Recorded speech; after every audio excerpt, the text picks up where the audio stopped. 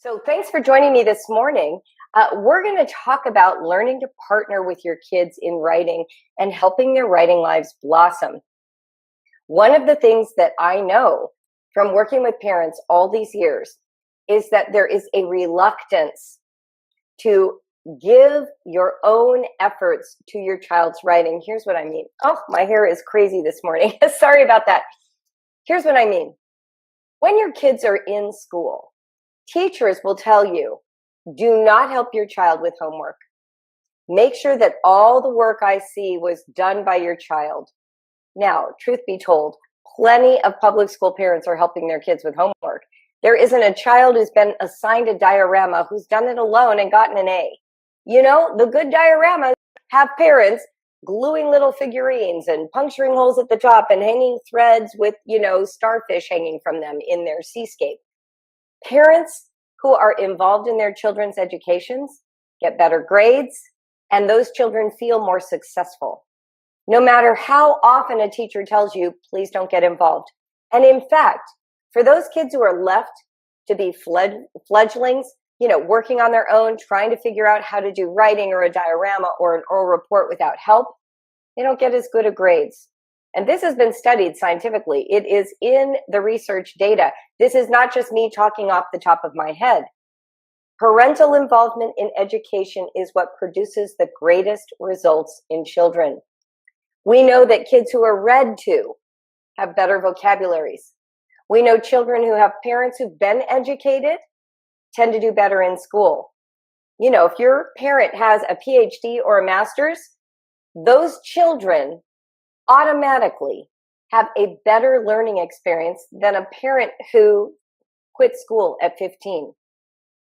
And this is through no fault of anyone's. It's just the nature of reality. There is this dynamic experience when you are in relationship with a parent, and that parent provides a foundation for how far you can go. Yet, even though we think we know this is true with things like tying shoes, coaching soccer, helping a child with an oral report for school, we get very hands-off around writing. And the reason is this. In school, a teacher usually has somewhere between 20 and 30 children whose writing she has to evaluate. She's not partnering with the child. She is expecting that child to show their level of competence so she can evaluate the child and only the child. She worries that if the parent gets involved in that writing process, somehow she won't be evaluating the child. She'll be evaluating an adult showing up in the child's writing. Now, I get that. She doesn't have conversations one-on-one all day long with 20 or 30 kids. She isn't sitting next to the child while he's struggling, with his pen to write at home. All she sees is the final result of effort. I want to share with you a story from my own childhood because I think it's illustrative of the failure of this system of requiring children to write without help. My mother is a freelance author. She has written 85 books. She's been in professional publishing her entire adult life. And she has taught writing to professionals for her whole adult life. So when I was coming up through the ranks as a child, my mom was very interested in my writing. She provided me with all kinds of tools. I have an All About Me book, and I wrote my very first story in cursive in that book. She bought me little journals. She jotted down things I said. My mom loved literature. We went to the library every single week. She read aloud to us, and I read to myself. This was the early rich language life. She took us to plays, to movies. She was very interested in us having a great literature and language experience. And as I got into school over the years, I was assigned writing projects. I remember distinctly in 4th grade being told that I needed to produce this report with no help. Now, I had this massive resource in my mother, but I took what the teacher said seriously. And I told my mother, you can't help me with this report. So I wrote a report on Queen Elizabeth. I had a red file folder. I decided to make it beautiful, so I used a blank sheet of white paper, no lines. I wrote it in very light pencil first. I went through and corrected all my mistakes, and then I traced over it in better pen so that it would be perfect. I used our World Book encyclopedias for my research, and I finished it without any help from my mother. I can't tell you how proud I was of this paper. I turned in my report with all the other fourth graders. Do you know what's coming? I got a C. I got a C on my independently produced report. You know what I saw in the stack of reports? Reports written by students who had help from their parents. There were typewritten reports. There were reports that were clearly handwritten perfectly and that had lots of detail. I just sat down with all the information I knew and I just wrote it out. I didn't know how to structure it. Didn't really even know how to paragraph yet. I was in fourth grade. And that C crushed me, and my mom was not pleased. You know, I put in all this heart and effort. She saw me do the research. She saw me be painstaking in my handwriting.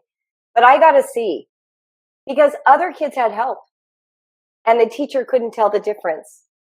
And my efforts were invisible to her. She didn't see me at home combing through the World Book and trying to identify which bits of information were important enough to include and which ones weren't important enough and needed to be excluded. But here's what you have at home that my fourth grade teacher didn't have: a front row seat to your children's development. You can tell what they're doing. You can see when you add a sentence or help them think of a vocabulary word. You know what was their effort and what was your combined efforts. Not only that, when you combine efforts, you are mentoring your children into the writing experience. I've shared before that none of us taught our kids by backing off and holding back language. When your child started speaking and says, you know, me want nana, meaning I want a banana, you didn't say to yourself, I better not correct that or they'll be copying my speech and somehow that won't be their own speech. You usually pause and say, did you mean to say I want a banana? And then your child says, me want banana. And you're like, okay, she's getting there. You don't think to yourself, well, now she's copying my words. I wonder if those are really hers. No, you're mentoring her in speaking. You are showing her the pathway to refining her skills in speech. You're living it in front of her with joy and tenderness and kindness, with a little bit of, here's where you're headed. Not, well, you're not there yet. I can't answer you until you know how to say, I want a banana. Can you imagine? Can you imagine your 4-year-old, your 3-year-old says, me want banana, and you say, can't really give one to you until you get it right. C for effort. I'm sorry, bananas stay up on the high shelf. You don't get one. I mean, that would be crazy. But that's how we treat writing. Now, fortunately for me, my mother immediately saw the ridiculousness of this and how dashed I was with this C. I can still remember. It was a great big letter C. No explanation for why I got a C on this paper that I worked so hard on. My mom just jumped right back into the ring with me. She contributed to my writing life in so many meaningful ways. When I was in 7th grade, we had to write one of those papers that was man against man or man against nature or man against self back in the 70s before we realized we should say person. And so I chose person against self. I decided to write about getting lost in Mexico. Our family had just taken a vacation there. We took a train to Mexico and spent a week in Guaymas at a beautiful resort. And I had this thought, what would happen if a girl like me had gotten lost, somehow got on a bus and didn't get off with the family, or somehow stayed on the train after the family got off? I worried it would be a foreign language, a foreign country. How would this child find her way home? So I wrote this story in purple marker, by the way, on my lined paper. And my mom sat down with me and read it. And I'll never forget the way she engaged this paper. She says, this is such a great idea. You have so many experiences you can include here. I see that you start this story right on the train. What if we lured the reader into where you were going by starting the story at home? What could you and your siblings be doing as you get ready to take this trip to Mexico? And I thought, well, we could be packing. She says, yeah, well, what might you be doing before your parent tells you to go pack?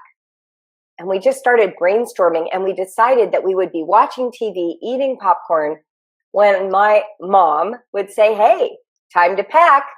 And then we would have this little dialogue, and it would leave us wondering, where are they going? They're packing to go somewhere. I was riveted. My mom was showing me how to create suspense. She was helping me understand the function of dialogue to create interest. She was giving us what we call in acting stage business, something to do, so that when I'm reading, I don't just read. My brother and sister and I packed our bags to go to Mexico. Understand? So she gave me this kind of like collaborative feedback all the way through this story, which, by the way, was like 11 to 15 pages of handwriting in purple ink. And when I turned that story in, my teacher liked it so much, she read it to the class. This was 7th grade. And she told me I had a firm grasp of creative writing. How about that for a difference? When I gave the full effort on my own, I felt like a failure.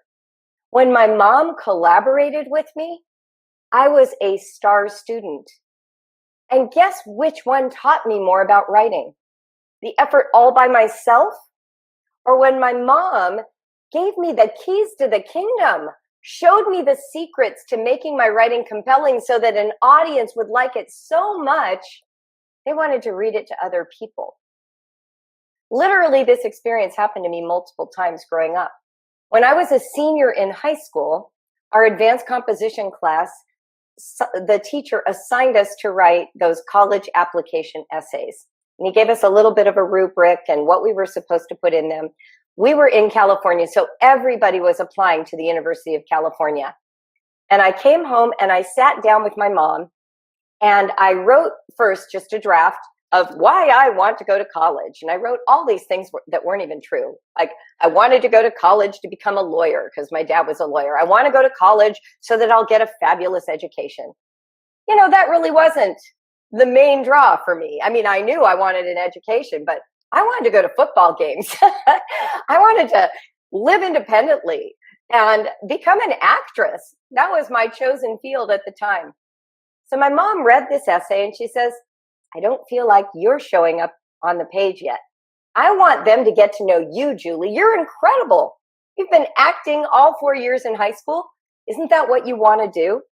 And I said, yeah, I guess, but I don't know how to start. She goes, all right, here's what I want you to do. Now, this is before computers. So she put in a sheet of paper and cranked it up through the carriage. And she says, close your eyes and describe to me the vision of your life once college is over. So I sat back, I closed my eyes, and I still remember my opening line. I said, well, jogging through the wet sand with my Irish setter at my heels, I return to my house where my television sitcom script is waiting for me. I make myself a cup of coffee and I go over this week's lines.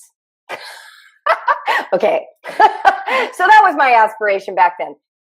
But you know what? That was so vivid. I could totally picture my life. That was the life I wanted. I wanted to live on the beach. I wanted to study my script. I wanted an Irish setter. None of this came true, by the way. That is not what I ended up doing. I left theater. I went into history. I became a missionary. I became a totally different person in college. But that was the vision that was driving me to get to college. And my mom helped me crystallize and make that vision specific. And she didn't make me write it. She made me talk it. She sat there typing away. I was 17. Are you hearing me? Are you hearing me yet? We're so busy asking our children to be independent learners when we could be empowering them with this turbojet of our backlog of experience, helping our kids to become these powerful writers because we invest deeply in them. We provide them with resources, support, tools. And one of the ways that Brave Writer helps you is we bring in expert homeschoolers who are also published writers to help you learn how to do that. Not all of you are writers. You aren't my mother who had, all these years of professional writing under her belt, who really knew what vision she was going for. She knew how to bring it to life partly because it was her field. So what we've done in Brave Writer is we've assembled materials and online classes to help you learn how to do that, to help you become that effective writing coach and partner and ally to your kids. Could you start today? You could. You could start today. You can jot down the things that your kids say and read them back later. You could tell your child who is stymied and frustrated and doesn't know how to write, don't worry, we're going to do it together. Let me begin. I'm going to contribute the first couple of sentences. And then you take it from there. And then if you get stuck, I'll come back and contribute more. We're going to sit here at the table together till something starts showing up on the page. And I'm going to show you how I think about words and where they come from. But that might be hard for some of you because some of you were schooled in this myth of independence that it's only yours if it's only you. What if we treated coaching soccer that way? Your child joins a team. The first week, the soccer coach explains the rules, shows everybody how to score a goal. And then after that, you just played games. And the coach stood on the sidelines and said, can't really tell you where you should be because then I wouldn't be sure that you were really the soccer player. You might be stealing from all my insight. And I really want to see how well you play. I mean, that just makes no logical sense. When your child's learning to tie a shoe, we don't say, well, I guess you'll just have to trip on your laces until you learn how, because if I do it, then that means you didn't really learn yet. Right? I mean, it makes no sense. We don't put our kids in a kitchen with a recipe and ask them to make all of the food without us helping crack the eggs or pulling the shells out when they mismanage the eggs. And yet we treat writing like it is this weird, independent, lonely-only experience. And too often, the writing materials and manuals and classes out there behave like school. They say, well, here's the format. Try and get your words prepared in your brain and matching the format in one try. Oh, sure, you can go in and clean up a couple spelling errors, but really, we want you to make that keyword outline. Make sure you know where you're going and what you're going to say before you start so that that first attempt is as close to perfect as possible. What? No one writes that way who gets paid.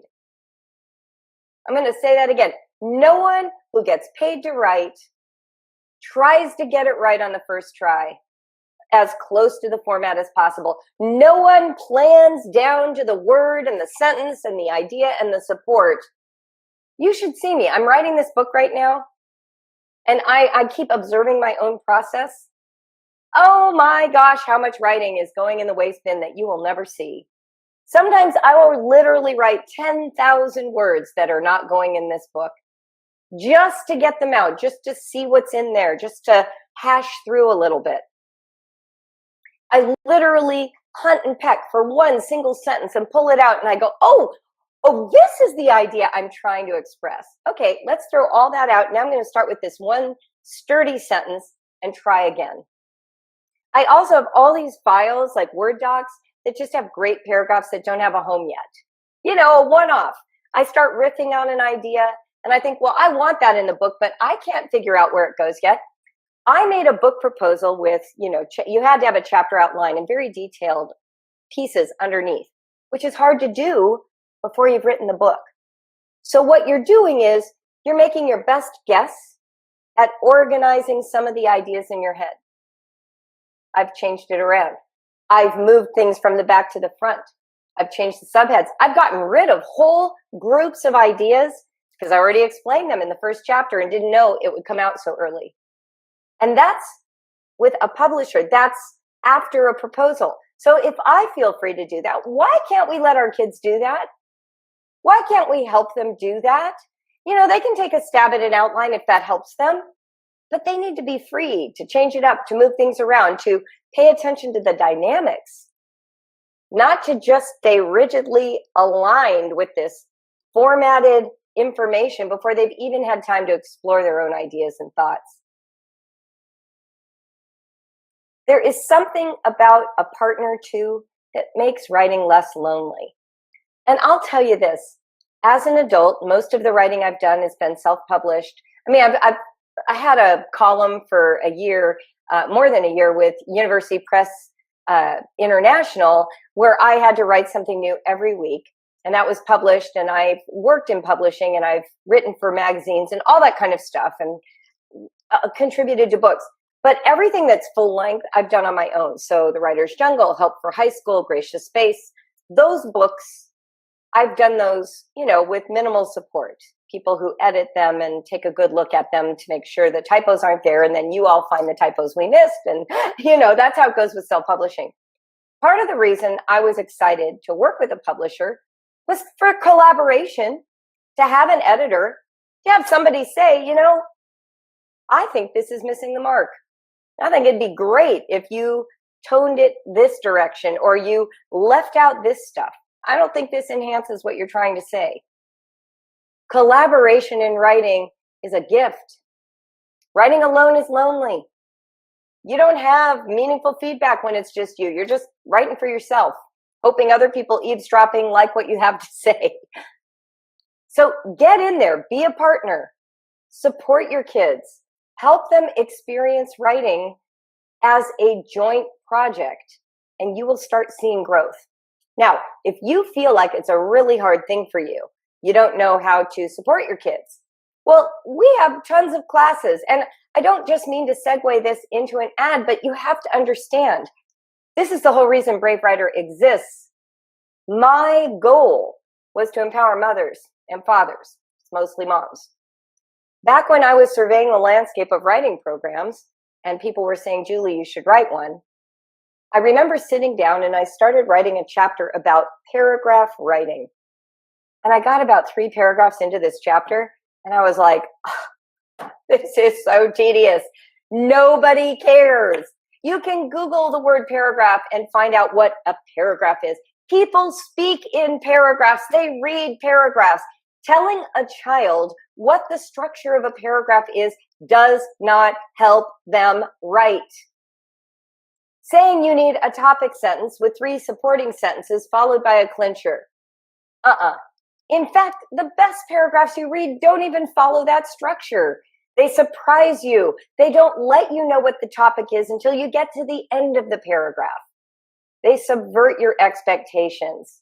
They don't necessarily give all the information that you need in one paragraph, because writing is a seduction. It's surprising you into interest. You keep reading because you don't know what's coming, not because it's so perfectly organized that it tastes like a cardboard box. So there I was writing about paragraphs, and I was like, no, I refuse to simply write what everyone else has written. What is missing in homeschooling? Well, information about how to be a partner, coach, and ally to your child. And that's what birthed the Writer's Jungle. My task wasn't to give you more assignments. Heck, you've got bookcases lined with writing program assignments. What you needed wasn't one more person saying, do a compare and contrast between the Inca and the Aztecs. What you wanted to know is, if we have to write a compare and contrast about the Incas and the Aztecs, how do I get my child's pen moving if he won't even sit at the table and move it? How do we help them imagine a writing life? So that's what the Writer's Jungle is. And quickly, we began online classes because parents felt alone when they tried to figure it out, even with just my book. They loved collaborating with a role model, with a partner. You hear where I'm going with this? You're going to partner with your kids, but maybe you need a partner to learn how to partner. I mean, that seems reasonable to me. So that's what our classes do. And actually, this month, there is a class we call Journaling Jumpstart that is super fun. It's all organized around lots of free writing, these journaling experiences. You know, one of them is you trace around your hand and you journal inside the hand. There are all kinds of processes that help bust your children loose from this keyword outline kind of approach to writing, this stiff, strict, follow the rules writing that doesn't really tap into the creative, imaginative, resourced well. You know, not all your kids want to write a journal entry. Some of them are stuffed with facts, you know, about World War II tanks or archery or Lord of the Rings. That gets to be written too. That can fit inside of a hand. Doesn't have to be, ooh, how am I feeling about the autumn day? Parents like that topic. Children, not so much. They want to tell you all the stuff they know because they are learning so much so quickly. And they want to have some freedom to express it without being told how it has to be cramped into this organized structure before they've even enjoyed the fun of exploring it. So a class like Journaling Jumpstart is powerful. It pulls all of those cobwebs out. It helps kids find new ways to self-express. So that one starts on October 30th. If you're looking for a way to engage a middler, kid between 10 and 13, that'd be a great way to start. Take the pressure off, collaborate. Maybe you can do the processes too. Maybe you tell your child, I'm signing you up for this class, but I'm going to do every single activity too. And we're going to have brownies and drink tea and write together for this 4-week class. The two of us, it's going to be our secret, private, collaborative thing. I'm going to learn how to be a better writing coach. You're going to learn how to enjoy writing. And we're going to do these at the same time. And I'm going to learn with you. That's what the Writer's Jungle Online is. That's our class that teaches, let me grab it, this book. The Writer's Jungle is a behemoth, as I call it. It's 200 pages. That's intimidating to some of you. But how about a 6-week class where someone walks you through the essential experiences and models how to give feedback that brings smiles rather than tears? And we only have a few spaces left in our final 2 sessions. So if you need help, well, now's the time. You know, get that done before you go to winter break. Give yourself the gift of feeling like you know how to collaborate with your kids. That's the idea. And I'm telling you now, one of the things about working on a writing project with an instructor and with your child is that you will actually borrow these skills into all the other subjects in your homeschool. It's not just about writing. We've had parents tell us over and over they suddenly approach teaching to read, math, history differently after they see how this collaborative process really works. Our instructors give detailed feedback. It's not just, oh, don't use the passive voice, add a period here. It's things like, whoa, you really grabbed my attention with that opening line. I find myself wondering XYZ. Tell me more about XYZ. It's invitational. It's not corrective. Nobody grows in writing if you correct them. They grow if you invite them to share and tell more. If you seem engaged and interested, that's what makes somebody want to grow as a writer. So what other classes have we got coming up? The Arrow and Boomerang book clubs are amazing. They are discussion groups that go through the big juicy questions that we have in our language arts and literature programs. But there are very few spaces left in November and December for the Arrow. And there is no space left in the Boomerang book club for December. So if you want to join the Arrow or Boomerang for November or December, there are just a few seats left, and I know those are popular. We have a Kids Write Intermediate class, which is designed to help your kids think rhetorically about academic writing. How do they engage their brains? How do they generate insight? What does it mean to have something to say in an essay? Not just something that you structure. You know, so many parents send me essays of their students. They'll say, is my child ready for this class or for this class? And then they send me a work sample or a writing sample. And here's what's really fascinating to me. Some of these kids, they have fluency of language, good punctuation. They even have nice writing. Like, I can see the writing skill. But no one's taught them to cultivate insight yet. They're reporting, at age 13 or 14. They're just reporting. They're saying, this is what happened in the book. And then this happened. And this, Tolkien uses this style of, literary element over here. But it's just a report. They haven't yet learned how to engage that academic edge, the rhetorical imagination, insight generation. And that's what we do in Brave Writer. In Kids Write Intermediate, we teach kids how to marshal language and evaluate viewpoints to break through to new ideas, to challenge the mind to grow. Writing isn't about getting it right. It's about power. It's about making an impact. It's about expanding understanding. We don't just want our children to organize a bunch of information they already know in an adequate sequence. I mean, that's just not good writing. I recommend all the time that when you're evaluating writing programs, if you see a sample of the writing and it's not interesting to you, do not teach that program. The sample paragraph should at least be interesting to you. You should be able to recognize a spark in that writing. Otherwise, what are we doing here? We want our kids and their writing voices to be preserved. We want quirkiness, insight, personality, facts that they know. That's what we're looking for. And we can support that in our kids by being their partners. So check out our online classes if you haven't yet. They're awesome. Like I said, we have Kids Write Intermediate starting next week that has a couple spaces, and then another one starting October 30th. We'll be sending out an email, so we'll let you know. You can also go to the link that Tia posted, online writing classes. But the reason I wanted to talk about this today is that I keep hearing from parents that they don't know what to do next to help their kids grow as writers. And the number one thing you can do is partner with them. And you can start that today. And if we can be a part of that process and help you, we would love to be. So thank you for joining me today on Facebook Live. We just dropped episode 5 of the podcast.